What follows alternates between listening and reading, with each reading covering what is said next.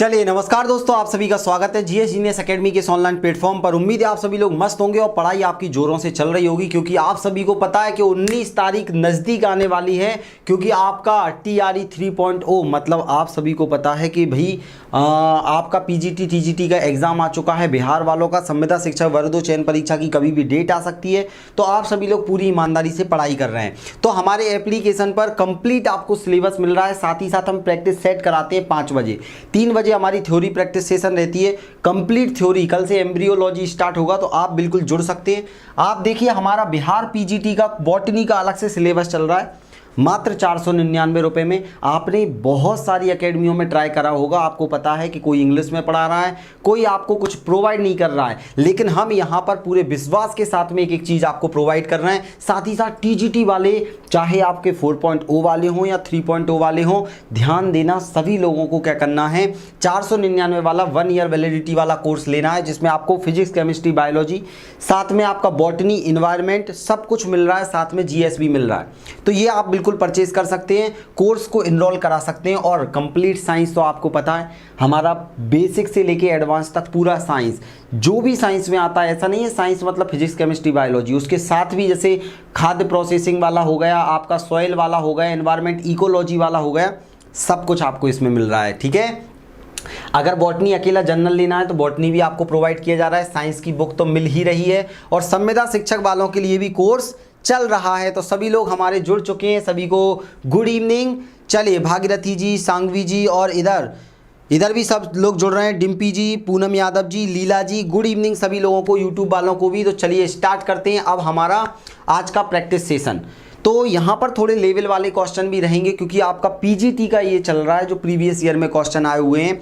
TGT वाले, PGT वाले, botany, खासकर बॉटनी, स्पेशल बॉटनी से रिलेटेड क्वेश्चन चल रहे हैं। 9 बजे आपका साइंस से रिलेटेड चलेंगे टोटल। चलो तो अब स्टार्ट कर देते हैं बिना किसी विलंब के। चलिए तो अब हमारा आज का कौन सा प्रैक्टिस सेट है, तो प्रैक्टिस सेट नंबर 4 है। पहला प्रश्न आपकी स्क्रीन पर आ रहा है। खासकर TGT PGT वाले बिल्कुल पूरी ईमानदारी से ध्यान दें, संविदा शिक्षक वर्ग 2 चयन परीक्षा वाले भी पूरी ईमानदारी से ध्यान दें। लो डिस्कियाँ और बंदूक चल चुकी है, दौड़ना स्टार्ट करते हैं सभी लोग। और ये पहला प्रश्न आपकी स्क्रीन पर TGT में आया हुआ है। समय होता है आपका स्टार्ट। चले भैया जल्दी जल्दी आंसर दो। यूट्यूब वाले भी पूरी ईमानदारी से भाग लेना है, बाद में देखने वाले भी लाइक करें जरूर। चले भैया आंसर आना स्टार्ट हो गया है। द्विनिषेचन की परिघटना सर्वप्रथम देखा गया, हमने कल इसी को छोड़ा था यहीं से। सभी लोग पता करके आए, याद करके आए, बहुत बढ़िया। और मैंने आपको द्विनिषेचन की प्रक्रिया, डबल फर्टिलाइजेशन और ट्रिपल फ्यूजन बहुत अच्छे से पढ़ाया है जब हमने एंजियोस्पर्म पढ़ा था चित्र बना के। तो राइट आंसर क्या हो जाएगा, A। SG नवासीन के द्वारा, याद रखना ये वैज्ञानिक थे, इन्होंने इसकी खोज की थी। अब आपके दिमाग में जिन्होंने आज तक पढ़ा ही नहीं है, भाई पेपर की तैयारी कर रहे हैं लेकिन आज तक ये ही नहीं पढ़ा कि डबल फर्टिलाइजेशन क्या होता है, तो उन्हें मैं बता देता हूँ, घबराने वाली बात नहीं है। ये देखिए, और अगर आपको डिटेल में पढ़ना है तो मैं पहले ही बता रहा हूँ, हमने कोर्स में कवर कर रखा है पूरा। मैंने ये चित्र बना के अच्छे से एक एक हिंदी मीडियम स्टूडेंट के लिए खासकर समझाया हुआ है। अगर आप जुड़ना चाहें तो अभी भी मौका है। ऐसा बहुत सारे लोग पूछते हैं सर ले या ना ले, भाई 19 को पेपर है, उसके बाद भी तो पेपर देने हैं, तो आप बिल्कुल जुड़ सकते हैं। द्विनिषेचन का मतलब क्या होता है, यहाँ पर जो स्पर्म बनेगा वो कितने रहेंगे, 2 रहेंगे। मतलब नर युग्मक कितने रहेंगे, 2 रहेंगे। और ये कैसे हैं, आगुणित हैं, एन है, आपका हेप्लॉइड है, एन है, आगुणित होता है। अब ये क्या होता है, यहाँ पर दोनों के दोनों जो फीमेल वाले पार्ट में जब आते हैं, मतलब फीमेल वाले पार्ट के अंदर जैसे आएंगे फूल वाला, कल से हमारा एम्ब्रियोलॉजी स्टार्ट होगा, वहाँ मैं इसको डिटेल में पढ़ाऊंगा, क्लियर। तो आप ध्यान देना, ये दोनों आते हैं तो एक तो एग से फर्टिलाइज करता है, एग से फर्टिलाइज करेगा, तो यहाँ पर क्या बन जाएगा, एम्ब्रियो बन जाएगा। क्या बन जाएगा, एम्ब्रियो बन जाएगा, भ्रूण बन जाएगा। अब इस भ्रूण को पोषण देने के लिए क्या करें सर, यहाँ से प्रश्न निकल के आता है, तो ये भी एन और ये भी एन बन के क्या बन गया, यहाँ पर 2n बन जाते हैं, द्विगुणित। अब यहाँ पर क्या होता है, ये सेंटर में आप देखोगे तो यहाँ पर इस प्रकार ऐसी संरचना पाई जाती है जिसे हमने पोलर न्यूक्लियाई, ध्रुवीय केंद्रक के नाम से जानते हैं, और यही आगे चल के केंद्रक में कन्वर्ट हो जाता है, द्विकेंद्रक के नाम से जाना जाता है। और ये कैसा रहता है, द्विगुणित होता है, 2n होता है। जब इससे ये फर्टिलाइज होगा 2n, तो ये क्या हो जाएगा 3n। यहाँ किसका निर्माण होगा, तो यहाँ पर निर्माण हो जाएगा आपका एंडोस्पर्म का। मैंने बताया था आप लोगों को, एंडोस्पर्म बन जाएगा, भ्रूण पोष बन जाता है हिंदी में, और भ्रूण पोष पोषण देता है एम्ब्रियो को। ये कल मैं आपको बहुत अच्छे से बताने वाला हूं जब हम एम्ब्रियोलॉजी पढ़ेंगे। पूरे यूट्यूब पर एम्ब्रियोलॉजी नहीं मिलेगी आपको, मैंने बता दिया, ढूंढ लेना आप, जैसा पेपर में आता है। सब लोग बस जनन पढ़ा देते हैं। तो यहां पर आप देख रहे हो कि भैया ट्रिपल फ्यूजन हो रहा है, ट्रिपल फ्यूजन 3,3N हो रहा है। तो यहां पर फ्यूजन, चलो मैं यहां पर पढ़ा देता हूं। कुछ लिखा है क्या इन लोगों ने, चलिए देखिए, सर्गेई ग्वारिलोविच नवासीन इनका पूरा नाम आ जाएगा। ये रूसी वैज्ञानिक हैं, ठीक है, जीव विज्ञानी थे। इन्होंने 1989 में लिलियम पौधा याद रखना, लिलियम मार्टगम और फिटलारिया में द्विनिषेचन की खोज की थी। द्विनिषेचन से तात्पर्य है उस निषेचन की प्रक्रिया से कि निषेचन की क्रिया में नर युग्मक का अंडकोश से मिलन होकर द्विगुणित युग्मनज बनाता है, द्विगुणित युग्मनज बनाता है, और 2 बार ये प्रोसेस हो रही है। तथा द्विगुणित केंद्रक का नर युग्मन से संलयन होकर यह क्रिया द्विनिषेचन कहलाती है, और यहाँ पर ट्रिपल फ्यूजन हो जाता है, त्रिक संलयन कहलाता है। क्या कहलाता है, त्रिक संलयन। समझना, ध्यान देना, बहुत इंपॉर्टेंट है। हाँ टी मेगा जी, ओके, गुड इवनिंग। चलिए थोड़ा लेट हो गया, कोई दिक्कत नहीं है, समझ में आ गया सभी लोगों को, बहुत इंपॉर्टेंट था और डिटेल में मैंने आपको पढ़ाया है। आप जोड़ सकते हैं, पूरा सिलेबस पढ़ना है तो। अब बहुत सारे लोग बोलेंगे सर इसको परचेज कहाँ से करें, तो ये 7509985404 पर आप संपर्क करके बिल्कुल ले सकते हैं। 1-2 दिन में प्ले स्टोर पर भी मिलेगा, आप देर मत करिए तो उस पर मिल जाएगा। ग्राम अभिरंजन, ग्राम स्टेनिंग के लिए प्रयुक्त किया जाने वाला अभिरंजक क्या है, ये भी पढ़ाया है मैंने बैक्टीरिया में। चलिए भैया, सभी के आंसर आ रहे हैं।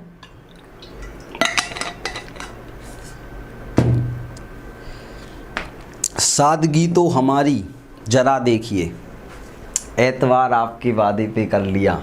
बढ़िया गाना सुन रहा था आज मैं। चलिए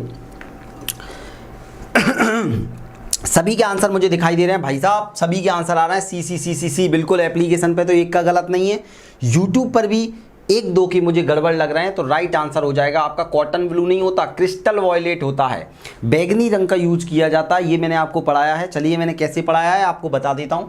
सबसे पहले आपके दिमाग में आ रहा होगा सर ये ग्राम अभिरंजन क्या होता है, ग्राम स्टेनिंग क्या होता है।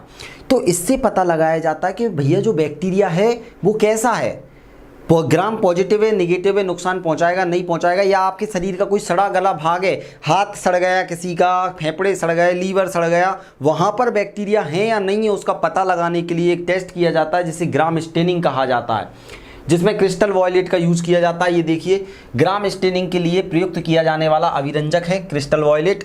ग्राम अभिरंजन एक आम तकनीक है जिसका उपयोग बैक्टीरिया के 2 बड़े समूहों को उनके कोशाभित्ति के घटकों के आधार पर, ये मैंने बताया था इनके ऊपर कोशाभित्ति ग्राम पॉजिटिव में होती है नहीं होती है, पूरा डायग्राम से मैंने आपको समझाया था। ग्राम अभिरंजन की प्रक्रिया गुलाबी बैगनी रंग द्वारा दर्शाई जाती है। ऐसे देखिए मैंने आपको बताया था जब पढ़ा रहा था जीवाणुओं का इतिहास, तो रॉबर्ट कोच ने कई रोगों के कारण जीवाणुओं को बताया। तो जीवाणु के बारे में किसने बताया, रॉबर्ट कोच ने। सबसे पहले 1905 में नोबेल पुरस्कार भी मिला। सबसे पहले प्रतिजैविक का आविष्कार 1910 में पॉल एहरिच ने किया, जिससे सिफिलिस रोग की चिकित्सा संभव हो सकी। इसके लिए इन्हें 1908 में चिकित्सा का नोबेल पुरस्कार, ये तो मैंने पढ़ाया है। अब देखो ये इंपॉर्टेंट है, इन्होंने जीवाणुओं को अभिरंजित करने की कारगर विधियों को खोज निकाला, इसके आधार पर ग्राम स्टेन की संभावना हुई। तो याद रखना ये पेपर में आएगा कि भैया रॉबर्ट कोच, पॉल एहरिच, इन लोगों ने, रॉबर्ट कोच ने खासकर ग्राम स्टेनिंग के बारे में बताया, और पॉल एहरिच इन्होंने क्या बताया, ये इस तरह से देखो, ग्राम नामक वैज्ञानिक ने एक विभेदक अभिरंजन तकनीक का आविष्कार किया। ये 2 प्रकार के जीवाणुओं की श्रेणी में आते हैं, एक ग्राम पॉजिटिव और एक ग्राम नेगेटिव। जो पॉजिटिव होते हैं वो स्थायी तौर पर अभिरंजित हो जाते हैं, मतलब उनको धोने पर भी वो नहीं हटते हैं, उनकी कोशिका भित्ति में इस तरह से ये चिपक जाता है जाके। और जो नेगेटिव होते हैं तो वो आराम से साफ़ किए जा सकते हैं, इससे डॉक्टर पता लगा लेते हैं, वैज्ञानिक पता लगा लेते हैं कौन सा नुकसानदायक है, कौन सा नहीं है, कौन सा बैक्टीरिया है, तो ये पता लगाने के लिए पूछा जाता है। तो पॉल एहरिच का नाम याद रखना है। ग्राम पॉजिटिव नेगेटिव के लिए क्रिस्टल वॉयलेट का यूज किया जाता है, ये भी आपको याद रखना है। क्लियर, चलते हैं नेक्स्ट प्रश्न पर। बताइए मुझे निम्नलिखित में से, ये सब पीजीटी के क्वेश्चन है, सब पीजीटी टीजीटी में आए हुए प्रश्न हैं। तो आप सभी लोग जो चीज़ें आपको नहीं मिल रही हैं उनको आप क्या करिए, याद करते चलिए, अपने पास में इसकी पीडीएफ रखिए, पेपर से पहले पढ़ के जाइए। जिस लेवल की चीज़ें मैं आपको बता रहा हूँ वही पेपर में आपकी पूछी जाती हैं। आप इनसे भाग सकते हैं, डर सकते हैं या सामना कर सकते हैं। चलिए जल्दी जल्दी से आंसर दीजिए। अच्छा, माही जी बता रही हैं पीजीटी की सर डेट आज आई है, 22 जुलाई को है। ओके, 19 की जगह 22 जुलाई लो, आपको 3 दिन एक्स्ट्रा मिल चुके हैं। चलिए, तो आप खुद तैयारी देखो, आप लोगों की तैयारी है या नहीं है, नहीं तो देने पहुंच जाओ। चलिए भैया, तो इसका आंसर देखने वाले हैं। तो ये देखिए, निम्न में से कौन सा शैवाल समूह जिसके खाद्य भंडारण का सही मिलान। अब हमें लाखों शैवाल हैं, कैसे याद रखें, तो कुछ क्वेश्चन जो मैं लेके आया हूं इससे आपके पेपर में आपको ट्रिगर कर देगा, बता दिया जाएगा। तो याद रखना, जो इसमें से हमें पता क्या हो जाएगा, एक आध आप पता लगा पाओगे कि यहाँ पर बेसिलेरियोफाइसी, बेसिलेरियो ये फाइसी, वहाँ पर उनके अलग अलग प्रकार होते हैं फाइसी, जैसे क्लोरोफाइसी, रोडोफाइसी, फियोफाइसी, तो ये अलग अलग प्रकार के पाए जाते हैं, ध्यान से सुनना। तो यहाँ पर आपका बेसिलियोफाइसी जो रहता है, इससे क्या प्राप्त किया जाता है, वोल्यूटिन प्राप्त किया जाता है। और चलो मैं यहाँ पर आपको सीधे आंसर ही दिखा देता हूँ। इसका आंसर क्या हो जाएगा, आपका A is a right answer हो जाएगा। और यहाँ देखो, याद ही करवा देता हूँ क्योंकि बहुत सारे लोगों को पता तो है नहीं है, तो कल लगाएंगे। चलिए, तो याद रखना, आपको बस याद रखना है जो वेसिलेरियोफाइसी वाले होते हैं, इनसे वोल्यूटिन नामक पदार्थ प्राप्त किया जाता है। ये सब बहुत सारी चीज़ें दवाई ववाई बनाने में भी यूज किए जाते हैं, रंगाई पुताई में भी यूज किए जाते हैं। जेंतोफाइसी जो रहता है, इससे तेल प्राप्त किया जाता है। एक बार बस आपके दिमाग में आ गया तो भविष्य में प्रश्न आएगा तो आप बता दोगे। भूरे शैवाल से मैंने बताया था जियाटिन नामक पदार्थ भी पाया जाता है और साथ भी मैनिटॉल भी पाया जाता है, और क्लोरोफाइसी मंड पाया जाता है। तो एक दो बार आप इसको देख लेना। ये प्रश्न मैंने इसलिए डाला है क्योंकि इसमें 4 चीज़ें कवर हो रही हैं। कभी क्लोरोफाइसी का भी पूछा जा सकता है, अलग अलग भी पूछे तो भी बता देना, और ये पेपर में आया हुआ प्रश्न था। ठीक है, चलिए आगे बढ़ने वाले हैं। कुछ कठिन नहीं है, आप ये मत सोचना कठिन कठिन है, ये तो मैंने आपको बताया था, याद कर लेना। रोडोफाइटा लाल शैवाल होता है, फियोफाइसी, देखो सरल चीज़ें पेपर में कितनी आती हैं, 60% जो पास कराने के लिए जिम्मेदार होती हैं। उसके ऊपर थोड़ा सा लेवल बढ़ता है 20% में, लेकिन 20% ऐसा आता है जो कोई को नहीं आता, लेकिन आप उसके पीछे भागे जो कोई को नहीं आता तो आप फंस जाओगे। इसीलिए मैं आपको वो भी चीज़ें, 60% तो आपको बिल्कुल जीरो लेवल से एडवांस लेवल तक हम चल रहे हैं, 20% में मैं आपको और चीज़ें कवर करा रहा हूँ, लेकिन जो एक्स्ट्रा 20 हैं वो चीज़ें आपके फंसने के चांस रह सकते हैं। लेकिन 80% पर आपको ईमानदारी से काम करना है जो हम पढ़ा रहे हैं आपको। आप 100% तो कभी कवर करके नहीं जा सकते क्योंकि ये तो बहुत बड़ा टॉपिक है। इसीलिए आप चीज़ों को ऐसे याद रखिए कि हम पेपर को पास कर सकें। ठीक है, अब बताओ, पौधे नाइट्रोजन का उपयोग करते हैं, किस रूप में नाइट्रोजन का उपयोग करते हैं, ये पूछा गया प्रश्न है। समय निकल रहा है आपका, और जो भी पीजीटी वाले हैं अभी भी आपके पास मौका है। एक बार अगर आप रिवाइज करना चाहते हैं, पढ़ना चाहते हैं पूरा, तो हमारा कोर्स चल रहा है और आप कांटेक्ट कर सकते हैं और इसको परचेज करके अभी भी आप पूरी डिटेल में थ्योरी पढ़ सकते हैं। चलिए, इसका तो किसी का गलत नहीं दिख रहा है मुझे। माही कुमारी जी, डिम्पी जी, माँ, और यहाँ पर लीला जी, और इधर सभी के, सोनी जी, कुमारी आरती जी, सबके आंसर आ रहे हैं सर नाइट्रेट के रूप में। बिल्कुल, वायुमंडल में ये क्या करते हैं, जो नाइट्रोजन रहती है मतलब अमोनियम के फॉर्म में रहती है, उसे नाइट्रेट में कन्वर्ट करने का काम करते हैं ताकि जो अमीनो अम्ल है उसका निर्माण कर सकें। क्योंकि पौधे नॉर्मली क्या करते हैं, जो लेग्यूमिनेसी पौधे होते हैं वो प्रोटीन रिच होते हैं, बहुत ज़्यादा प्रोटीन देते हैं। प्रोटीन बनेगा कैसे, तो वो नाइट्रेट के फॉर्म में बनेगा। नाइट्रोजन साइकिल हम आगे देखेंगे, उसमें भी ये देखेंगे हम। तो पौधे नाइट्रोजन का उपयोग नाइट्रेट के रूप में करते हैं। ये लाइन आपको हमेशा याद रखनी है। नाइट्रिफिकेशन में क्या होता है, अमोनिया। हमारे शरीर में भी आप देखोगे तो उत्सर्जी पदार्थ में अमोनिया यूरिया में कन्वर्ट हो रहा है। ऐसे ही इन पौधों में जो अमोनिया है वो नाइट्राइट में कन्वर्ट हो जाता है। और नाइट्राइट या नाइट्राइट का नाइट्रेट में ऑक्सीकरण होता है, ऑक्सीडेशन होता है। उससे फिर क्या बन जाएगा, उससे आपका क्या बन जाएगा, अमीनो अम्ल बन जाएगा। और अमीनो अम्ल से क्या बन जाएगा, प्रोटीन बन जाएगा।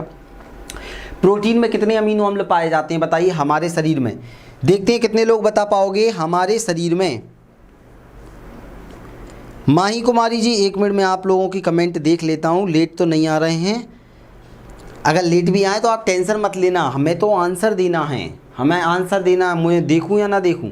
20, बहुत बढ़िया, 20, 10 आवश्यक 10 अनावश्यक, बहुत बढ़िया, मतलब पढ़ रहे हो। नेक्स्ट बताओ, लाइकेन में लैंगिक जनन का संपादन होता है। जब मैंने लाइकेन पढ़ाया था तब आपको पूरा डिटेल में ये बताया था कि भैया शैवाल कौन से हैं, कवक कौन से हैं, कौन सा क्या करता है। चलिए चंदन जी, सबके आंसर आ गए थे। समय निकल रहा है, समय तेजी से निकलता जा रहा है, जल्दी जल्दी आंसर दीजिए। लाइकेन में लैंगिक जनन अंग होता है। चलिए बहुत बढ़िया, बहुत ही बढ़िया, बहुत शानदार। कुमारी आरती जी का आंसर आ गया, लीला तोमर जी का आंसर दिख रहा है मुझे। चलिए तो इसका राइट आंसर क्या हो जाएगा? केवल कवक के द्वारा।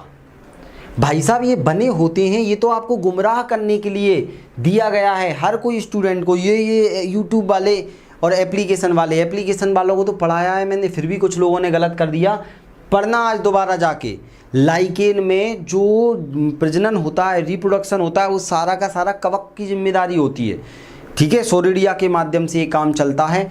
तो याद रखना, इनमें भी लैंगिक, कोई कोई से में लैंगिक, कोई कोई से में अलैंगिक बीजाणुओं के द्वारा काम होता है यहाँ पर। तो ये बने किसके होते हैं? शैवाल और कवक के। इसमें 95% भाग कवक का होता है, 5% भाग ही शैवाल का होता है। तो याद रखना, इसको गलत मत कर देना। देखो लाइकेन में लैंगिक जनन का संपादन केवल कवक के द्वारा होता है। मादा अंग को कार्पोगोनियम कहा जाता है। ये एक मुड़ी हुई बहुकोश की रचना है। अब ये देखो जो मैंने लिख के दिया, ये पूरा आपको अच्छे से समझाया हुआ है। कहाँ पर? जब मैंने आपको पढ़ाया है थ्योरी, तो वहाँ जाकर आप एप्लीकेशन पर एक बार पूरा डिटेल में पढ़िए, आपको सारी चीज़ें समझ में आएंगी। और ये मैं एक बार दे दूंगा, तो ये पेपर के टाइम पे आप रिवाइज कर सकते हैं। निम्न में से कौन सा एम्ब्रियोफाइटा समूह के अंतर्गत आता है? अगर आपने मेरा वो वाला पार्ट पूरा हमने देखा था, पादप जगत का वर्गीकरण, प्लांट किंगडम क्लासिफिकेशन में पहला चैप्टर जब मैंने पढ़ाया था, मतलब चैप्टर का लेक्चर पढ़ाया था, वहाँ पूरा चार्ट बना के आपको ये समझाया है।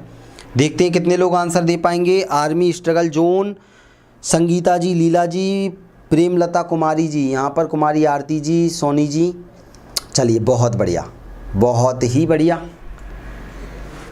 चलिए बहुत बढ़िया। देखिए अगर किसी के गलत आंसर हो रहे हैं और 22 जुलाई को वो एग्ज़ाम देने जाने वाला है, याद रखना, तो आपके पास में मौका है अभी भी पढ़ाई करने का। आप पूरा कोर्स परचेज करके आगे भी काम में आएगा। आपको आगे वाला भी पेपर देना है तो आपको पूरी कोर्स की प्रोवाइड किया जा रहा है इस नंबर पर 7509985404 पर। तो राइट आंसर होगा ब्रायोफाइटा।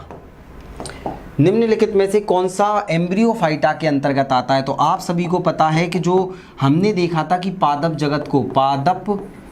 जगत को हमने दो भागों में बांटा था। कौन कौन से भागों में बांटा था? एक बांटा था हमने थैलोफाइटा जिनमें जड़ तना पत्ती नहीं पाई जाती हैं, और एक था एम्ब्रियोफाइटा। ठीक है, पहले दिन वाला लेक्चर याद करो। फिर मैंने थैलोफाइटा में आपको बताया था क्या, इसमें हमने पढ़ा था शैवाल, कवक, लाइकेन पढ़ा था हमने, इसी के अंदर हमने जीवाणु पढ़ा था, इसी के अंदर हमने विषाणु पढ़ा था, वायरस भी इसी के अंदर पढ़ा था। पूरा डिटेल में पढ़ा था, 2-2 लेक्चर, 3-3 लेक्चरों में। एम्ब्रियोफाइटा के अंतर्गत हमने क्या पढ़ा था? तो इसके अंतर्गत हमने ब्रायोफाइटा पढ़ा था, और ब्रायोफाइटा के अंदर हमने क्या पढ़ा था?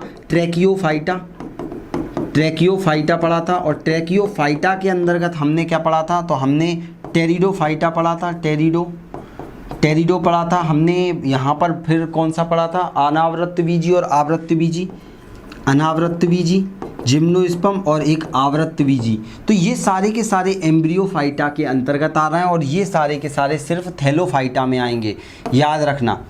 क्लियर हुआ? अब पेपर में ये पूछेगा तो आपको मैं पहले ही बता रहा हूँ, ये मैंने पूरा पढ़ा रखा है।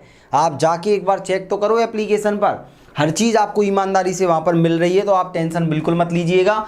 ब्रायोफाइटा एम्ब्रियोफाइटा समूह के अंतर्गत आता है। हरे पौधों के समूह को एम्ब्रियोफाइट्स के अंतर्गत वर्गीकरण किया जाता है। हरे पौधे वो वाले नॉर्मली कैसे होते हैं? जलीय पौधे होंगे, उभयचर होंगे, सरीसृप होंगे। इनमें हॉर्नबिट, लिवरबिट, हॉर्नबार्ट किस में आएगा? ब्रायोफाइटा में लिवरबर्ड, ब्रायोफाइटा में मॉस, ब्रायोफाइटा में फर्न किस में आएगा?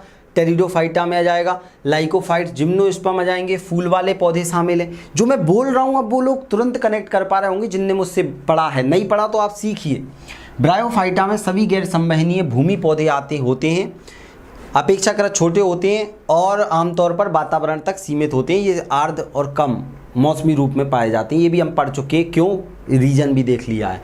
और आपको बता दूं, देखो बिहार पीजीटी वाले अब डेट आ चुकी है आपकी 3.0 वालों की, उसके बाद 4.0 है, तो 1 साल तक की वैलिडिटी के साथ में कोर्स चल रहा है, तो आप इनरोल करा सकते हैं। और टीजीटी वालों को कंप्लीट साइंस मिल रहा है, आप इसको आगे कितनी भी एग्जामों में कवर कर सकते हैं, तो आप इंतजार मत कीजिए, मात्र 499 रुपये में आप जुड़िए और कंप्लीट चीज़ों की PDF से लेके हर चीज़ पढ़िए आसान भाषा में। कहाँ जुड़ना है, तो इस नंबर पर 7509985404 पर आप मैसेज करके बिल्कुल आप इस कोर्स को परचेज कर सकते हैं। आप चाहे गांव में रह रहे हो, शहर में रह रहे हो, कहीं पर भी हो, आप जुड़ सकते हैं, बिल्कुल हिंदी मीडियम के खासकर स्टूडेंट।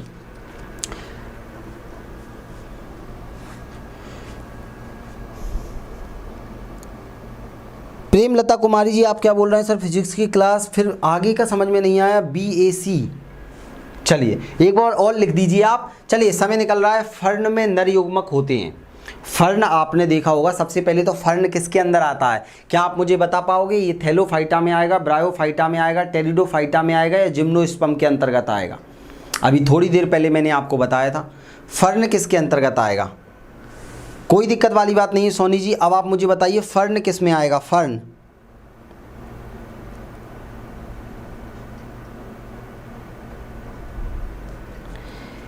आर्मी स्ट्रगल बोल रहे हैं आप सर, कहाँ से हैं? तो देखिए हम मध्य प्रदेश, बिहार, उत्तर प्रदेश की सीमा तीनों को टच करते हुए हमने स्टूडियो बनवाया है अपना, तीनों की सीमाओं पर बैठे हुए हैं। चलिए बहुत बढ़िया, संजना जी का आंसर आ गया सर, टेरिडोफाइट्स के अंतर्गत आता है फर्ण, क्योंकि ब्रायोफाइट में हमने मॉसेस पढ़ा था, लिवरवर्ट और हॉर्नबिट पढ़ा था, 3 ग्रुप थे, और इधर हमने क्या पढ़ लिया था, अलग अलग पढ़े थे। चलिए इतना क्लियर, सभी लोगों ने इसका तो आंसर दिया। चलिए अब इसमें देखते हैं, तो ये क्या आएगा, C आंसर आ जाएगा। बहु मल्टी इसमें क्या निकले रहेंगे, पक्षमाभी, मतलब आप फ्लेजिल बोल सकते हो। तो देखो कैसे दिखता है, ये मैं बात बता देता हूँ। फर्ण एक पौधा है, याद रखना, जो कि टेरिडोफाइट्स के अंतर्गत आता है, ऐसा दिखता है ये। क्लियर, कहीं पर भी लगे हुए देखे होंगे आपने, ये देखिए छोटी छोटी सी आपको ये जड़नुमा संरचना दिखाई दे रही है, यही क्या हो जाएगी, इसके पक्षमाभी हो जाएंगे, मतलब फ्लेजिला टाइप की संरचना हो जाएगी। तो नर युग्मक बहुपक्षमाभी होता है। अब आप बोलोगे सर ये क्या पूछ रहा है, पेपर वाला पूछ रहा है, एक्स्ट्रा ऐसी चीज़ें पूछ लेता, जो मैं आपको पढ़ा रहा हूँ वो तो आपको अच्छे से रट लेना है, मैंने जो समझाया है समझ लेना है। एक्स्ट्रा चीज़ें भी यहाँ पर मैं MCQ में आपको कवर कराते चल रहा हूँ, तो वो उनको भी आपको कवर करना है। ऐसा नहीं कि यही पूरा है, सरल भी आ रहा है, कठिन भी आ रहा है, मध्यम भी आ रहा है। 60% तो सीधा सीधा छपता है, 20% वो है जो आपको एक्स्ट्रा दिमाग लगाना है, और एक्स्ट्रा 20% तो बहुत ही सुपीरियर लेवल पे आपको पढ़ाई करके हासिल होगा, और इनमें ही प्रश्न फंसेंगे। चलिए तो देखते हैं भैया, फर्ण के नर युग्मक को एंथ्रोजॉइड कहते हैं। वैसे तो नर युग्मक को बोला जाता है एंथ्रोजॉइड, क्योंकि ये एंथ्रीडियम के द्वारा तैयार होता है। पुरुष वाला भाग, मादा वाला भाग क्या कहलाता है, आर्किगोनियम कहलाता है। ये हमने बिल्कुल पढ़ रखा है। एंथ्रोडियम शुक्राणु और आर्किगोनियम अंडे का निर्माण करते हैं। शुक्राणु और अंडे तक पहुंचने के लिए जल का आवश्यकता होती है। ऊगेमस इनमें रिप्रोडक्शन पाया जाता है, हमने देखा था। और ये कैसे होते हैं, जूडियोगेमी होते हैं। जूडियोगेमी का मतलब पानी में बहकर नर युग्मक जाता है मादा से मिलने के लिए। क्लियर। नेक्स्ट बताइए, कोशिका चक्र में सेंट्रियोल्स में प्रतिकृति होती है। यहाँ पर लिखा है प्रतिकृति, सेंट्रियोल्स मतलब यहाँ पर DNA की पूछा जा रहा है, DNA की प्रतिकृति होती है। रिपल्सन होता है। देखते हैं कितने लोग, यूट्यूब वाले सभी लोग लाइक ज़रूर करिए दोस्त, लाइक करोगे तो आपको चीज़ें समझ में आएंगी।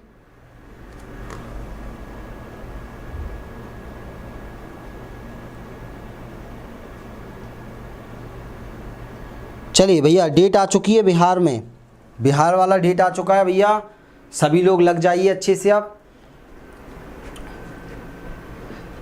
चलो भैया, संजना जी का आंसर आ गया, सभी लोगों के आंसर मुझे यहाँ पर दिखाई दे रहे हैं। सोनी जी, प्रेमलता कुमारी जी, लीला जी। चलिए तो यहाँ पर राइट आंसर क्या हो जाएगा, मैं इसको मिटा रहा हूँ। प्रतिकृति, देखो कोशिका चक्र में सेंट्रियोल्स मतलब DNA की प्रतिकृति किसमें बनती है, तो आप सभी को पता है G2 फेज में। मैंने आपको बहुत अच्छे से पढ़ाया था सेल वाला चैप्टर, क्योंकि PGT TGT में संविदा शिक्षक सब में सेल बायोलॉजी है, साइटोलॉजी के अंतर्गत ये पूरी चीज़ें मैंने आपको पढ़ाई हैं। यहाँ पर सेल डिवीजन में हमने देखा था कि भैया ये 2 भागों में, देखो समसूत्री कोशिका विभाजन, अर्धसूत्री कोशिका विभाजन होता है। समसूत्री भी 2 भागों में बटा होता है, एक अंतरावस्था होती है, एक सूत्री अवस्था होती है। इंट्राफेस और माइटोसिस फेस होता है। अभी जितनों ने पढ़ा है वो समझ पाएंगे और कनेक्ट कर पाएंगे। तो मैं यहाँ बता देता हूँ, ध्यान से सुनना, 1 मिनट यहाँ दिए ही नहीं है ना, चलो मैं यहीं बता देता हूँ। देखिए अब यहाँ पर अगर आप देखोगे अंतरावस्था, अंतरावस्था बोले तो इंट्राफेज, अंतरावस्था कोशिका विभाजन की तैयारी होती है इस अवस्था में, और ये 3 भागों में बटी होती है, G1, S और G2। जीवन का मतलब होता है गैप, गैप हल्का सा गैप लिया जाता है, गैप। इसमें क्या होता है, प्रोटीन से डीएनए का निर्माण, प्रोटीन से डीएनए बनता है। लेकिन यहाँ पर रेप्लिकेशन पूछा है, प्रतिकृति पूछा है, तो डीएनए से डीएनए, तो यहाँ पर डीएनए से डीएनए बनेगा। तो डीएनए से डीएनए बनने को क्या बोला जाता है, डुप्लीकेशन। डुप्लीकेशन, डुप्लीकेशन की प्रोसेस किस में होती है, याद रखना G1, S और G2।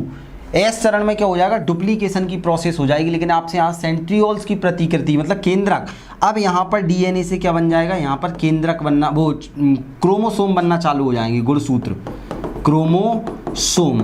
तो यहाँ पर अब आपसे क्या बन जाएगा, सेंट्रियोल्स, मतलब यहाँ पर आपके क्रोमोसोम्स का निर्माण होना चालू हो जाएगा। तो याद रखना यहाँ पर अगर डीएनए का डुप्लीकेशन पूछे तो आपको लगा देना है, डीएनए की रिप्लीकेशन पूछे तो आपको क्या लगा देना है, एस वाला फेज। और अगर आपसे पूछे कि भैया क्रोमोसोम गुणसूत्र का कहाँ हो रहा है, तो आपका चरण नंबर 2 में हो रहा है।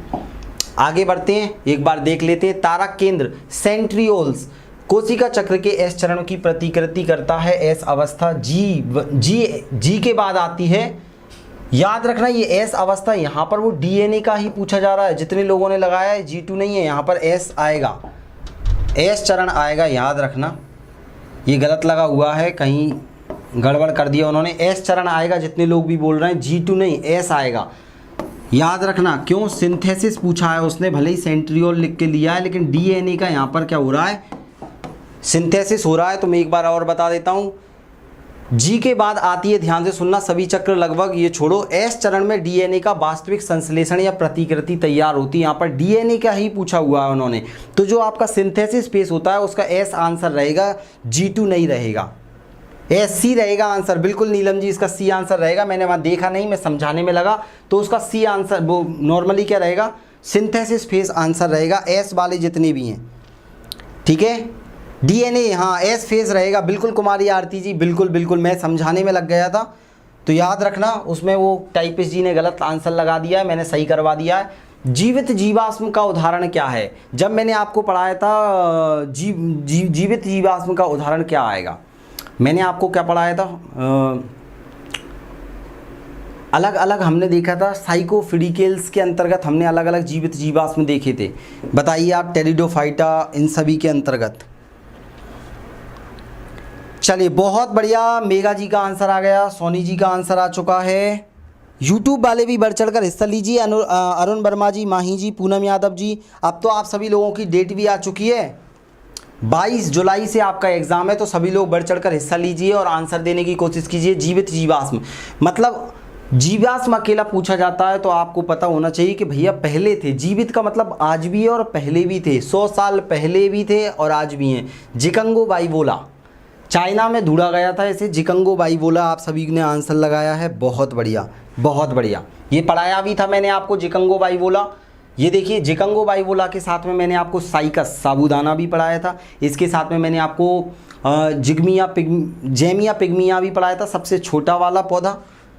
तो देखो ऐसा दिखता है ये, एक मिनट में रेड पेन ले लेता हूँ। जिकागो बाइबोला जीवित जीवाश्म का एक अच्छा उदाहरण है, ये एक जिम्नोस्पर्म है। क्या है, एक जिम्नोस्पर्म है।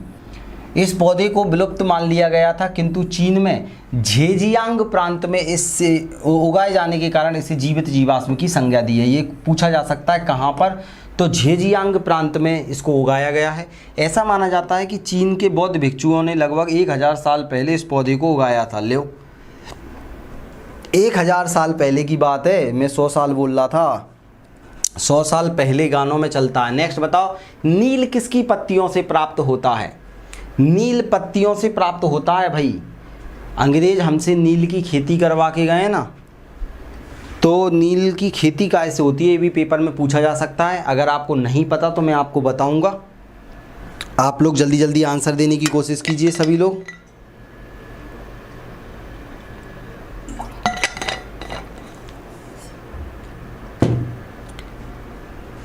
क्या मेरी आवाज़ आ रही है?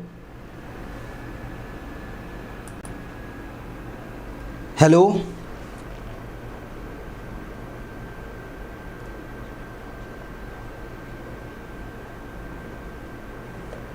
यस, मेरी आवाज़ सभी को आ रही है? ठीक है, यस।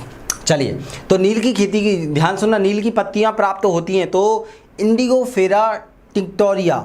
जितने लोगों को पता नहीं है ये ध्यान देना, इसका राइट आंसर क्या हो जाएगा? सी आ जाएगा। इंडिगोफेरा टिक्टोरिया आपको याद रखना है, ये नाम याद रखना है। जितने लोगों ने आंसर दिया बहुत बढ़िया, यूट्यूब पर तो लाइन लगा दी सभी लोगों ने सी आंसर देकर। तो याद रखो इस प्रकार से, ये देखो ये पौधा है, इसी से प्राप्त किया जाता है पत्तियों से नील। तो नील इंडिगोफेरा, इंडिगोफेरा, इंडिगो याद रखना, ये कलर भी यूज़ किया जाता है इंडिगो, ठीक है। नील इंडिगोफेरा टिक्टोरिया, ये नाम याद रखना, अब आप कभी नहीं भूलोगे। Indigo, indigo, indigo, India, indigo पौधों की पत्तियों से प्राप्त होता है।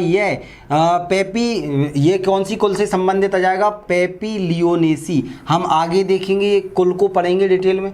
तो पेपिलियोनेसी कुल का ये पौधा है, ये भी क्वेश्चन बन सकता है, ध्यान देना। इनकी पत्तियों में घुलनशील ग्लूकोसाइड इंडिगम पाया जाता है। क्या पाया जाता है? ये भी पूछा जा सकता है।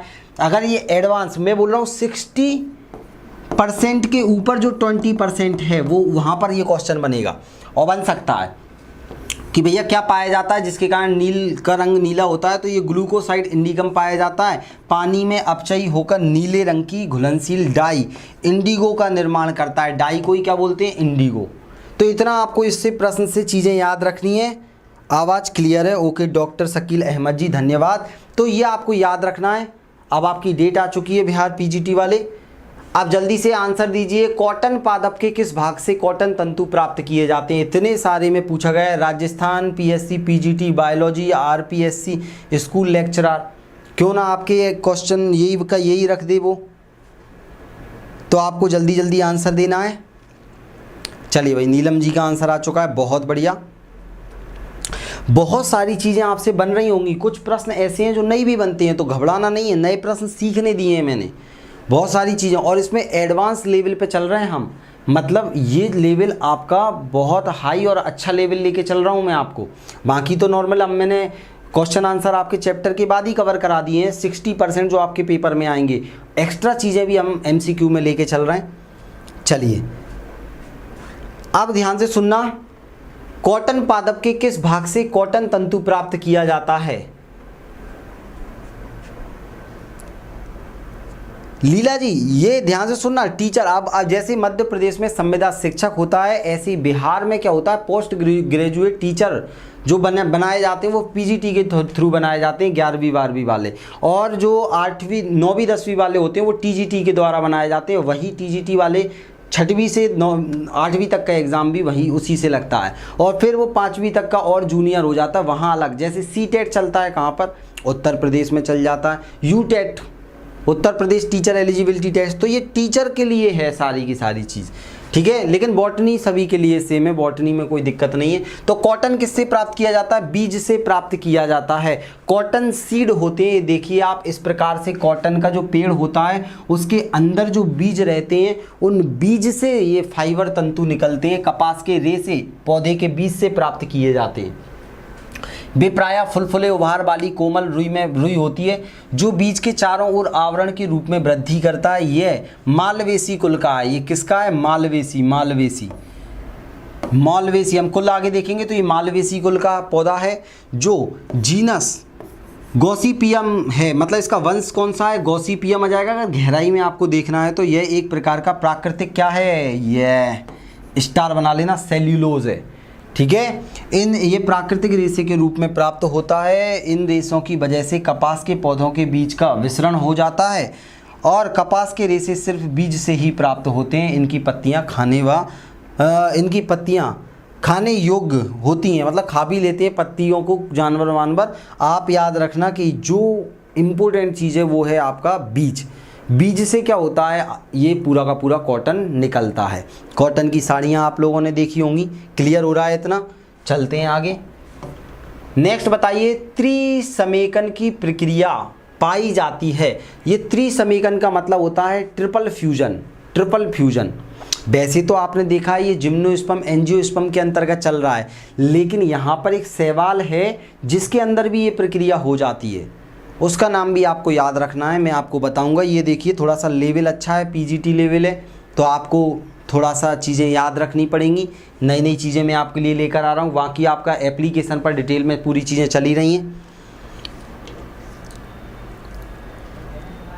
चलिए भैया, सभी लोगों के आंसर आने लग गए हैं। तो याद रखना, इसका नाम आ जाएगा ओडोगोनियम। ओडोगोनियम आ जाएगा और यहाँ पर ट्रिपल फ्यूजन की प्रक्रिया होती है, जो कि मैंने थोड़ी देर पहले आपको समझाई थी। थोड़ी देर पहले कैसे समझाई थी, जो कि मैं कल आपको एम्ब्रियोलॉजी के अंदर एप्लीकेशन पे पूरा डिटेल में पढ़ाऊंगा कि दो नर युग्मक बनते हैं यहाँ पर, और जब ये दो नर युग्मक फ्यूज करते हैं, एक जाके एग से फ्यूज कर जाता है बीजांड वाले ओव्यूल वाले पार्ट के अंदर जो एग वाली सेल रहती हैं, क्योंकि आप सभी को पता है जो बीजांड के अंदर भ्रूण कोष रहता है, एम्ब्रियो सेक रहता है, उसके अंदर कितनी कोशिकाएं पाई जाती हैं? 7 कोशिकाएं पाई जाती हैं, 8 केंद्रक पाए जाते हैं।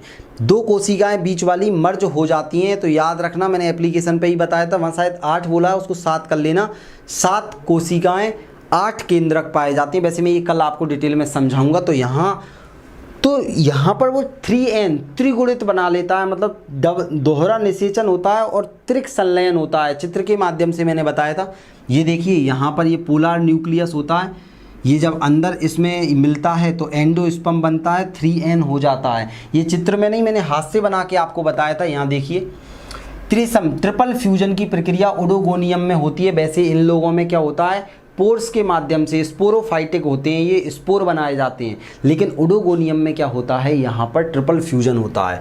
भ्रूण में स्वतंत्र होने के पश्चात एक नर युग्मक मेल गैमेट अंडकोश फीमेल गैमेट के संयोजन करके जाइगोट बना लेता है। इस सत्य निषेचन ट्रू फर्टिलाइजेशन या संयुग्मन साइगेमी, ये हम देखेंगे, सिनगेमी भी बोलते हैं इसको। सिनगेमी क्या होता है कल पता लगेगा आपको। तथा इसका युग्मन द्विगुणन होता है, दूसरा नर युग्मक द्वितीय केंद्रक के साथ मिलकर त्रिगुणित ट्रिप्लॉइड केंद्रक बना लेता है, जिसे प्राथमिक भ्रूणपोष केंद्रक कहते हैं। अब देखो, ऐसे आपको ये ट्रिपल फ्यूजन समझ में भी नहीं आएगा, वो तो आपको प्रॉपर आपको पढ़ना पड़ेगा। जैसे मैंने आपको अनावृत बीजी के अंदर डायग्राम बना के बताया था, ऐसे ही कल हम एम्ब्रियोलॉजी पढ़ेंगे, तब भी मैं आपको पूरा डायग्राम बना के बताऊँगा। हाँ, चलिए, चैलोनोगेमस भी अलग अलग होंगे, हम वो देखेंगे। नीचे से फ्यूजन होगा, ऊपर से फ्यूजन होगा, कहीं से भी फ्यूजन होगा, उसके आधार पर भी अलग अलग होते हैं। बीज के ऊपर पत्ते कैसे बन जाते हैं, बीज पत्रक पढ़ेंगे हम, हर चीज़ को हम देखेंगे उसके अंदर। नेक्स्ट बताइए, कोशिका भित्ति का एक तंतु निर्मित होता है। कोशिका भित्ति का एक तंतु किस चीज़ से निर्मित होता है?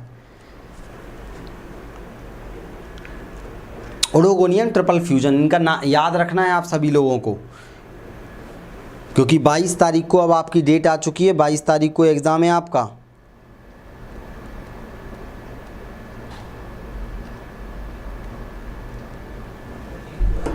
चलिए, सभी लोगों के आंसर आने लगे हैं। ये तुक्का ही लगा रहे हैं बहुत सारे लोग, क्योंकि बहुत को पता नहीं। तो राइट आंसर क्या हो जाएगा, सी, 250 सूक्ष्म तंतुओं से। ये क्वेश्चन आ चुका है कई एग्जामों में, इसलिए मैंने आपको बता दिया है ताकि ये संख्या आप याद रखो। एक बार आप जिस चीज़ को देख लेते हो तो याद रहता है। कोशिका भित्ति का एक तंतु किसका बना होता है? 250 सूक्ष्म तंतुओं का। देखिए, कोशिका भित्ति का एक तंतु 250 सूक्ष्म तंतुओं से निर्मित होता है। इस प्रकार के सूक्ष्म तंतु सेल वॉल के अंदर होते हैं। देखिए 250, अब वैज्ञानिक फ्री थे, गिना लिए उन्होंने, और आपके लिए, आपको तो फालतू टेंशन में डाल दिया उन्होंने। उनका क्या जा रहा है, वो तो लगे, उन्हें रुपए मिल रहे हैं उसके, लेकिन आपको भी पढ़ने के रुपए मिलेंगे। पढ़ने के तो आप दे रहे हो, पढ़ाने के रुपए मिलेंगे आप लोगों को।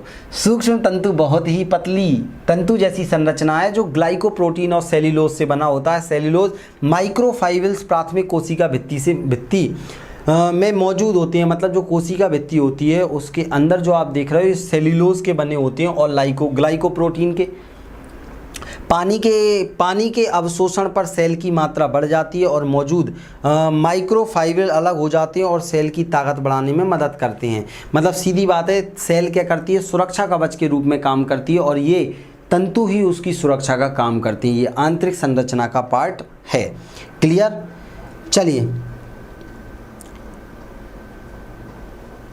हाँ, ये हम पूरा देखेंगे कल एम्ब्रियोलॉजी के अंतर्गत। गुणसूत्रों की सबसे बड़ी संख्या बताई गई है। किसमें सबसे ज़्यादा गुणसूत्र पाए जाते हैं बताइए? ये भी हमने पढ़ा था, मैंने आपको बताया था, नाम भी याद करवाया था। चलिए जल्दी से बताइए। और मेरे पढ़ाने के बाद एक बार आप क्या किया करो, जाके जो मैंने एप्लीकेशन पे पढ़ाया है उसका रिवाइज़ किया करो, PDF पढ़ा करो, उसके बाद में ही आप दूसरे काम किया करो।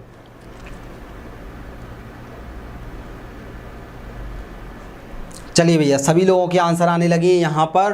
तो ध्यान देना, गुणसूत्रों की सबसे ज़्यादा संख्या किस में होती है? ऑफियोग्लोसम रेटिकुलम में होती है। ऑफियोग्लोसम रेटिकुलम में सबसे ज़्यादा गुणसूत्र पाए गए हैं। ऑफियोग्लोसम रेटिकुलम, ये देखिए कितने छोटे छोटे से ये पौधा है, इसमें कितने छोटे छोटे से आपको गुणसूत्र दिखाई दे रहे हैं। 630 जोड़ी हैं। ये मैंने एप्लीकेशन पे, आप ध्यान देना, वहाँ भी जब मैं आपको पढ़ा रहा था तब सॉल्व भी कराया था। ऑफियोग्लोसम रेटिकुलम में गुणसूत्रों की सबसे बड़ी संख्या बताई गई है। इसमें 1260 गुणसूत्र मतलब 360 जोड़ी गुणसूत्र पाए जाते हैं। सामान्यतः इसे एडर टंग फर्न के नाम से जाना जाता है। एडर टंग फर्न के नाम से, ये एडर टंग फर्न के नाम से जाना जाता है। यह एक क्या है? टेरिडोफाइट है। तो ये भी क्वेश्चन बन सकता है, क्या है? एक टेरिडोफाइट है। एडर टंग फर्न के नाम से भी जाना जाता है। Ophioglossum reticulum, Ophioglossum reticulum. ठीक है miss T Ramesh ji, okay, सबका स्वागत है। नेक्स्ट प्रश्न आपकी स्क्रीन पर आ रहा है। उससे पहले मैं आपको बता दूं, अपडेट आ चुकी है बिहार पीजीटी की। अगर आप अभी भी पूरा पढ़ना चाहते हैं और देखो आगे भी 1 साल तक आपका काम में आएगा, अगली बार का 4.2 भी आप कवर कर पाओगे। तो एक क्रैश कोर्स जैसा आपका 499 रुपये में लॉन्च किया गया है। आप इसमें हिंदी मीडियम स्टूडेंट खासकर इनरोल करा सकते हैं और पूरा सिलेबस के साथ में MCQ प्रैक्टिस भी कर सकते हैं। और TGT वाले कंप्लीट साइंस पढ़ सकते हैं। साइंस में आपकी शाम को 9 बजे भी प्रैक्टिस चल रही है और 3 बजे आपका लाइव क्लासेस भी चलता है और रिकॉर्डेड भी आपको कंप्लीट कोर्स मिल रहा है। तो आप उसमें इनरोल करा सकते हैं। 1 ईयर वैलिडिटी है। 4.0 में भी काम में आपका आने वाला है।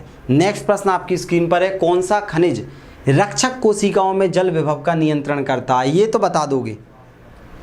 हाँ, ऑफियोग्लोसम 1260, बहुत बढ़िया सुषमा जी।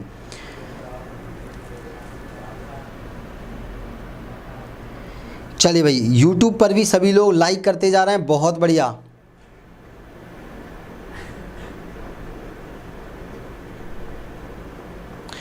माही जी, मैंने अभी देखा नहीं है, मेरे पास नोटिफिकेशन तो आ गया। ये 5 तारीख क्या का? अच्छा, आगे का भी दे दिया उन्होंने दिसंबर में। पंकज कुमार जी लेकर आ जाएंगे, YouTube पर लेकर आ जाएंगे। एप्लीकेशन पर हमने ऑलरेडी करा भी दिया है और जल्दी हम उस पर भी लेकर आ जाएंगे। अगर आप ऐप पर जुड़ते हैं तो आपको सब चीज़ें वहाँ प्रोवाइड की जा रही हैं। चलिए, समय होता है आप लोगों का समाप्त, सबके आंसर आ रहे हैं। तो यहाँ पर पोटेशियम, यार ये तो मैंने कितनी बार आप लोगों को बता दिया है, इसका तो आपको कुछ करने नहीं है। जो आपको पता है कि रक्षक कोशिका गार्ड सेल होती हैं, ये पोटेशियम के द्वारा खुलने और बंद होने का काम करती हैं और यही क्या करती हैं? वाष्पोत्सर्जन की दर को कंट्रोल करती हैं। ये तो मैंने बढ़ा दिया है। ये बताओ आप तो अर्धसूत्री विभाजन की, क्योंकि आप सभी लोगों के में क्या है, जेनेटिक्स भी दिया हुआ है। वो भी जेनेटिक्स के साथ साथ आपके में क्या दे के रखा है उन्होंने? इवेल्यूएशन भी दे के रखा है। तो जैव प्रक्रम, तो ये दोनों मैंने आपको पढ़ा रखे हैं और आपका जो जेनेटिक्स है उसको भी हम आगे जैसे ये कंप्लीट होगा एम्ब्रियोलॉजी वो स्टार्ट कर देंगे। अर्धसूत्री विभाजन की प्रोफेज में 5 उप अवस्थाएं होती हैं। बताओ कौन कौन सी होती हैं? लाइन से कौन कौन सी हैं? लाइन से बताना है आपको, गलत मत कर देना। मैंने एप्लीकेशन पे पूरा अच्छे से ईमानदारी से पढ़ाया है आपको। चलिए, मेघा जी, सुषमा जी, नीलम जी का आंसर भी आ गया, बहुत बढ़िया। सोनी जी का आंसर भी है। YouTube वाले भी बढ़ चढ़ कर हिस्सा ले रहे हैं, बहुत बढ़िया। देखिए, आपको अगर पेपर पास करना है दोस्त तो ऐसे प्रश्न पेपर में आएंगे और जिस दिन पेपर दे के आओगे आप मेरे पास ज़रूर आओगे। सर काश हम ये चीज़ें थ्योरी भी आपसे पढ़ लेते। तो अभी मौका है आपके पास में, ये नंबर दिया हुआ है, इस नंबर पे आप संपर्क करके ये सारी चीज़ें हमसे पढ़ सकते हैं एप्लीकेशन को डाउनलोड करके। चलिए, समय होता है समाप्त। चलिए, अधिकतर एप्लीकेशन पर D आंसर आ रहा है और YouTube पर क्या आ रहा है?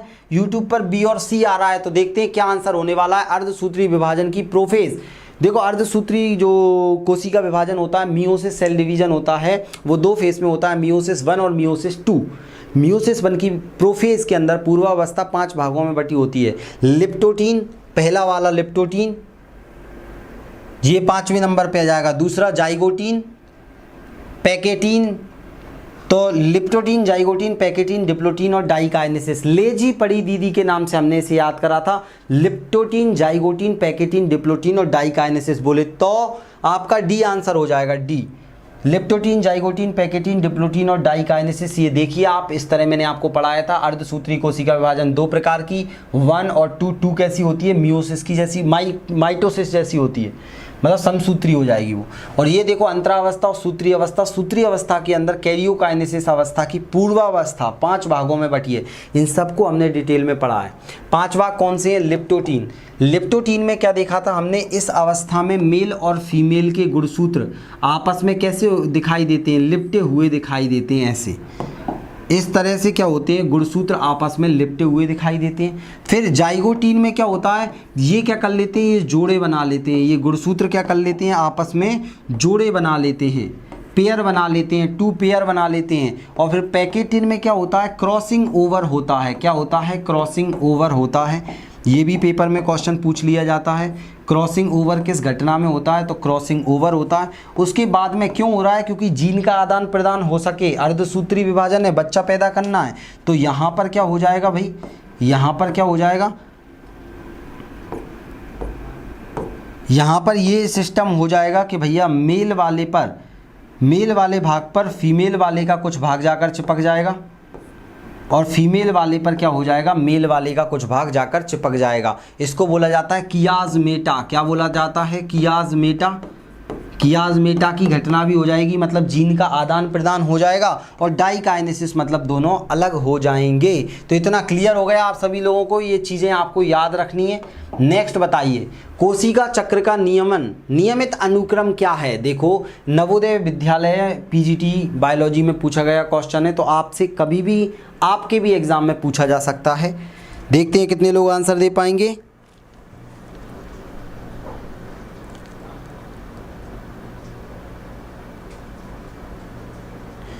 हाँ, डी आंसर ही तो है, डी ही तो बताया है। चलिए, जितने लोगों ने डी आंसर लगाया था वो बधाई के पात्र हैं। बाकी सभी लोग लाइक जरूर करते चलें। यूट्यूब वाले, एप्लीकेशन वाले आंसर देना चालू कर दिए। कोशिका चक्र के अंतर्गत बताइए आप यहाँ पर कौन कौन से चरण फॉलो होते हैं। मैं फिर बता देता हूँ, अगर आप तैयारी कर रहे हैं भैया पीजीटी टीजीटी वाले, तो बिल्कुल कोर्स इनरोल करा सकते हैं आप सभी लोग। बिल्कुल बहुत सारे लोग जुड़े हुए हैं। यहाँ तो हम प्रीवियस ईयर क्वेश्चन आंसर्स कर रहे हैं ताकि पेपर में आपको फ़ायदा मिल सके। चलिए, तो यहाँ पर मैं आपको बता दूं, कोशिका चक्र में हमने देखा था अंतरावस्था होती है जो 3 भागों में बटी होती है, G1, S और G2। और उसके बाद में माइटोसिस फेस होता है, G1, S और G2 कहाँ गया? ये है सी राइट आंसर है। G1 को बोला जाता है गैप 1। यहाँ पर क्या होता है? G1 गैप वन में क्या हो जाता है? हल्का सा शांति से कोशिका सोचती, विचारती, समझती है।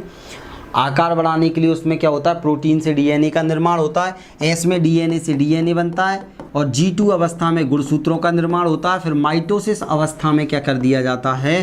कोशिका को पटक दिया जाता है ले जाकर विभाजन कराने के लिए। पटक मतलब कि विभाजन, ऐसे होता है ये। G1, S और G2 मैंने आपको पढ़ाया था। कोशिका चक्र का नियमित अनुक्रम G1, S, G2, M। G1 face, इस प्रवस्था में प्रोटीन और आरएनए का संश्लेषण होता है। S फेस में वही मैंने बता दिया, डीएनए एवं हिस्टोन का संश्लेषण होता है। G2 में क्या होगा? डीएनए से डीएनए बनता है। तो ये सब हमने देख लिया G2 से पहले वाली चीज़ें। चलिए, इतना क्लियर हो गया, आगे बढ़ते हैं। नेक्स्ट बताइए, निम्न में से कौन साइटोकाइनिन है? जब हमने हार्मोन पढ़े थे तब मैंने साइटोकाइनिन हार्मोन के अंदर आपको कुछ बताए थे कि ये भी साइटोकाइनिन हार्मोन के पार्ट हैं। तो आप जल्दी से आंसर दीजिए।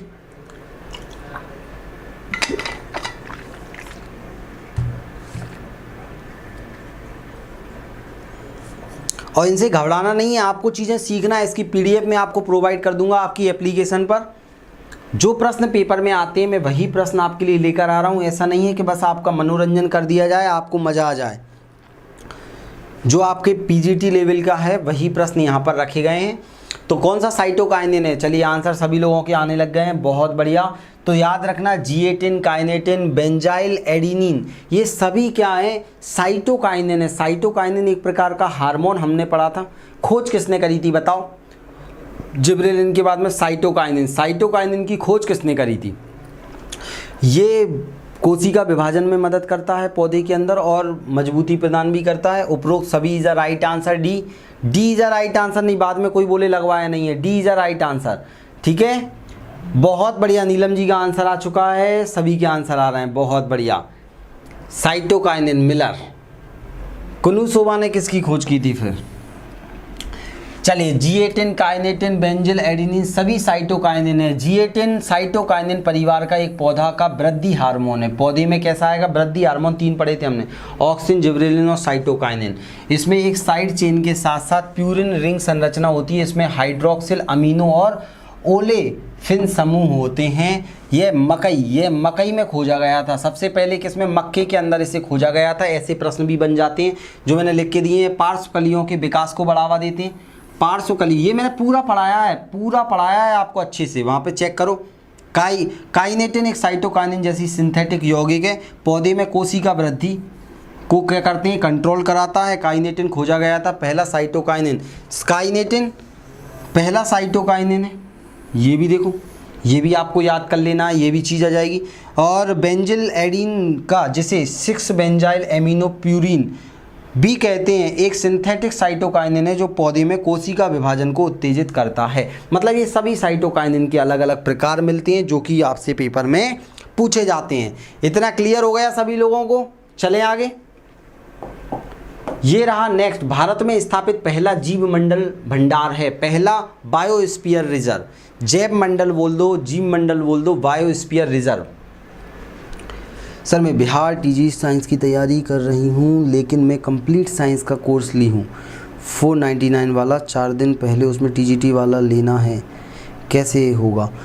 आपने कौन सा, एक बार आप जो नंबर है ना, ये वाले नंबर, इस पर मैसेज कर देना तो आपको पूरा बता दिया जाएगा आपको लेना है नया वाला या नहीं लेना। उसमें ही काम हो जाएगा कौन सा, सब चीज़ आपको पता लग जाएगी। अगर आप परचेज़ कर लिया है आपने तो आपको कोई नया लेने की ज़रूरत नहीं है, ठीक है। अच्छा, आपके एग्ज़ाम में ये क्वेश्चन आया हुआ है। चलिए जल्दी जल्दी आंसर दीजिए। चलिए भैया, सभी लोगों के आंसर आ रहे हैं भैया। यहाँ पर CCC Nilgiri is right answer. Bharat में पहला जैव मंडल आरक्षित क्षेत्र बायोस्फीयर, अगर वर्तमान में देखे जाए तो 18 बायोस्फीयर रिजर्व है। 6 घरेलू आ जाएंगे और बाकी बचे हुए कितने? 12 हमारे यूनेस्को के द्वारा दी जाती है श्रेणी, उसमें अंतर्राष्ट्रीय है। तो नीलगिरी के बारे में बात करें, भारत में स्थापित पहला जीव मंडल आरक्षित क्षेत्र नीलगिरी है, क्योंकि आपके में इन्वायरमेंट और इकोलॉजी भी है।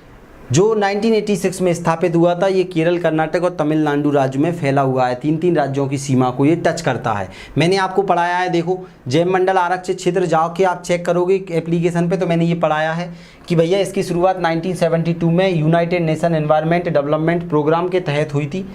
मैन एंड बायोस्फीयर प्रोग्राम के तहत यूनेप ने की थी 1972 में। मानव एवं जैव मंडल कार्यक्रम, MAB का मतलब क्या होता है? मानव, मैन एंड बायोस्फीयर प्रोग्राम।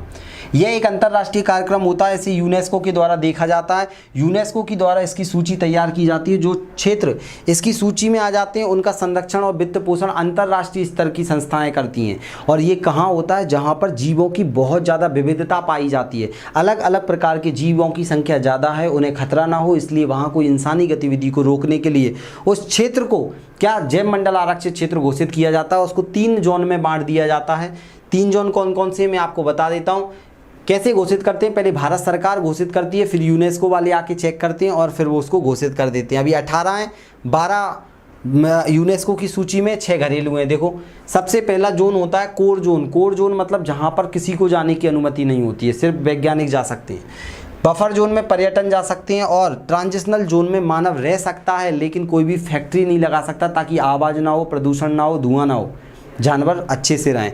तो जानवरों के लिए बिल्कुल अच्छे से बताया गया है, ठीक है।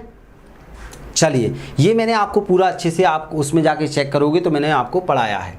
और ये सारी की सारी ये चीज़ें भी बताई हैं कि कौन सा है, मध्य प्रदेश में कौन कौन से हैं, ठीक है। ये है, इसके आगे वाला पार्ट हम अब पढ़ना चालू करेंगे। मतलब ये संडे को मैं कोशिश करूँगा पूरा रेडी करके, पर्यावरण आपका संडे को पढ़ाऊँगा आपको। बताओ, आवर्णी लवक होते हैं, जल्दी से आंसर दो। आवर्णी लवक होते हैं, बिल्कुल। प्रभाकांत ऑफिशियल 570, आपका स्वागत है, गुड इवनिंग।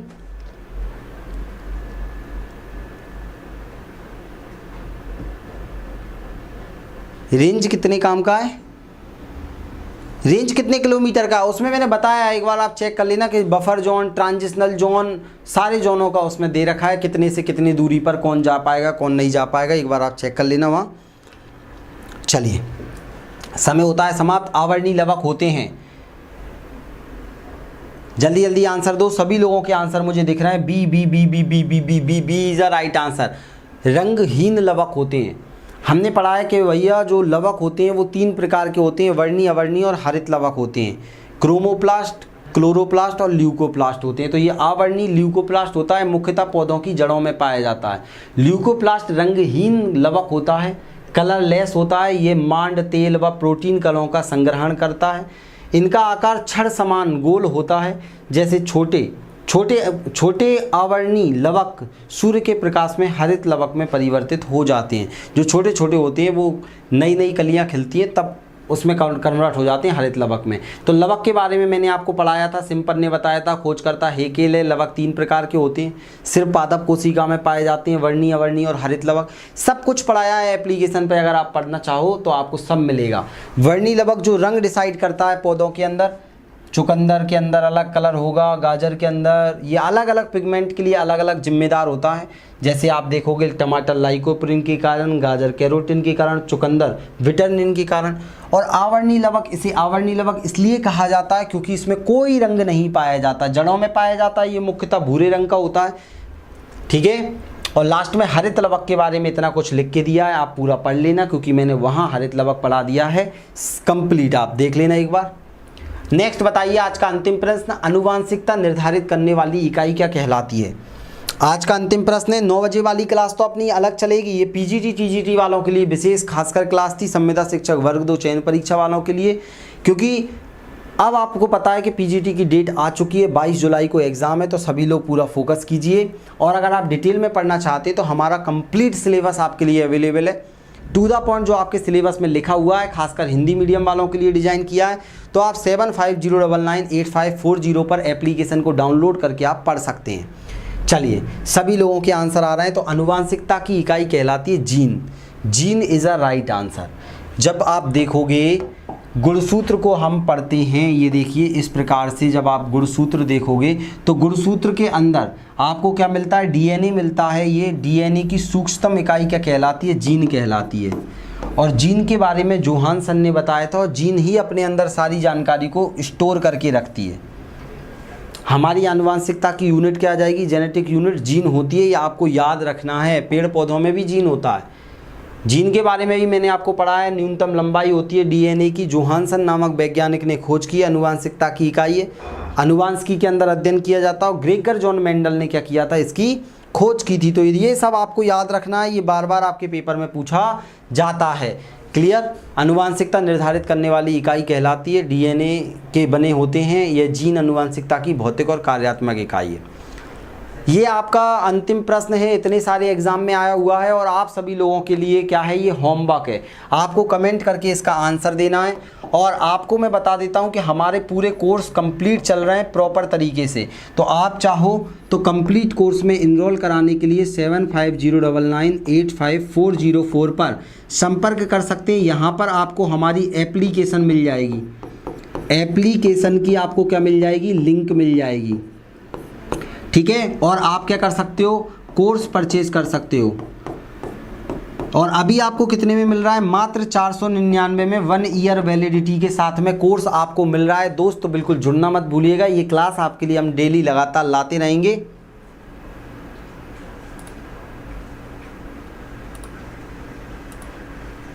ठीक है, इतना सभी को समझ में आया। तो ये प्रश्न आपके आएंगे, और ये वाला प्रश्न आपके लिए क्या है, होमवर्क है। कल मैं आपके लिए आंसर चेक करूंगा, कमेंट बॉक्स में कल नाम बताऊंगा किसने आंसर दिया था इसका। तो इसको गलत मत देना, कोशिश करना सही है, क्योंकि इतने सारे एग्जामों में आ चुका है। और कल मैं इसी टाइम पे इसका आंसर बताऊंगा। ज़्यादा से ज़्यादा दोस्तों में इस क्लास को फैलाना, शेयर करना, और ज़्यादा से ज़्यादा लोग चैनल को सब्सक्राइब करिएगा। मिलते हैं कल, तब तक के लिए जय हिंद, वंदे मातरम। अपना और अपनों का ख्याल रखिए, पढ़ते रहिए। बिना पढ़े एग्ज़ाम नहीं निकलेगा, पढ़ोगे तो ज़रूर निकलेगा, ज़रूर निकलेगा। ठीक है, चलिए धन्यवाद। 9 बजे फिर मुलाकात होगी आपसे यूट्यूब पर ही।